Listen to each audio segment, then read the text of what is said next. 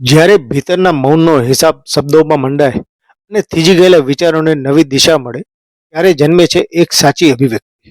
નમસ્કાર મિત્રો, હૃદયના આંતરનાદથી મસ્તિષ્કના ગહન મંથન સુધીની આ યાત્રામાં હું છું આપનો સાથી પુનિત ઠક્કર.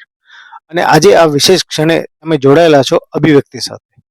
આજે આપણે વંદના કરીશું એ ધરાની જેની માટીમાં શૌર્યની સુગંધ છે અને જેના વાયુમાં સાહસિક વેપારનું ખમીર છે.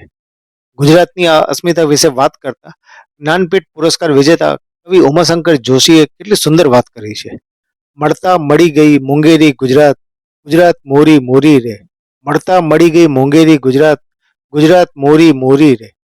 આ પંક્તિઓ માત્ર શબ્દો નથી, પણ દરેક ગુજરાતીના હૃદયનો ઉદ્ગાર છે. જે ગુજરાત મેળવવા માટે આપણે પેઢીઓ સુધી મંથન અને સંઘર્ષ કર્યો, આજે એ જ ગુજરાત આપણી વૈશ્વિક ઓળખનું શિખર છે. 1મી મે 1960 આ માત્ર એક તારીખ નથી, પણ કરોડો ગુજરાતીઓના આત્મગૌરવનો મૂર્તિમંત દસ્તાવેજ છે. ભારતની પશ્ચિમે આવેલો આ પ્રદેશ, જેનો ઇતિહાસ સમુદ્રની લહેર જેવો ગતિશીલ છે, જેનું ધૈર્ય ગિરનાર જેવું અચળ છે. જ્યારે અન્યાય સામે ભીતરનું મૌન તૂટ્યું, ત્યારે ઇન્દુલાલ યાજ્ઞિકના નેતૃત્વમાં જન્મેલું મહાગુજરાત આંદોલન પ્રચંડ અભિવ્યક્તિ બની ગયું. અનેક યુવાનોના બલિદાન અને રક્તના અર્ધ્ય અપાયા, ત્યારે આ પવિત્ર ભૂમિને સ્વાયત્ત ઓળખ મળી. આપણી પાસે કવિ નર્મદની કલમનું જોમ છે, બાપુ ગાંધીની સત્યનિષ્ઠા છે અને સરદારનું લોખંડી મનોબળ છે.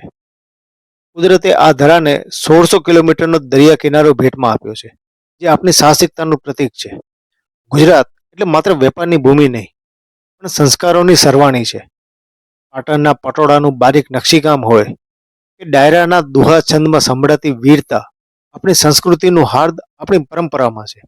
સોમનાથના સાગરે કરેલો રત્નાકરનો અભિષેક હોય કે દ્વારકાધીશની પંચરંગી ધજા, આ ધરાનો કણ કણ આધ્યાત્મિક ચેતનાથી સભર છે. આ એ જ ભૂમિ છે જ્યાં નરસિંહ મહેતાના પ્રભાતિયામાં આજે પણ ભક્તિનો સૂરજ ઉગે છે. આજે આપણું ગુજરાત વૈશ્વિક ફલક પર મોડેલ સ્ટેટ તરીકે ગુંજી રહ્યું છે. ગુજરાતી એટલે એ જે શૂન્યમાંથી સર્જન કરવાની શક્તિ રાખે છે. પણ વિચારોની આ યાત્રામાં આપણે આપણી માતૃભાષાને વિસરવાની નથી. કવિ ખબરદારે સાચું જ કહ્યું છે, જ્યાં જ્યાં વસે એક ગુજરાતી ત્યાં ત્યાં સદાકાળ ગુજરાત.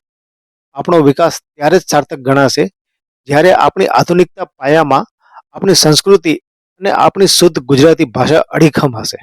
આવો આજે આ સ્થાપના પર્વે આપણે સૌ સંકલ્પ કરીએ કે આપણી ભીતરની આ અભિવ્યક્તિને ગુજરાતના ગૌરવ સાથે જોડી રાખીશું.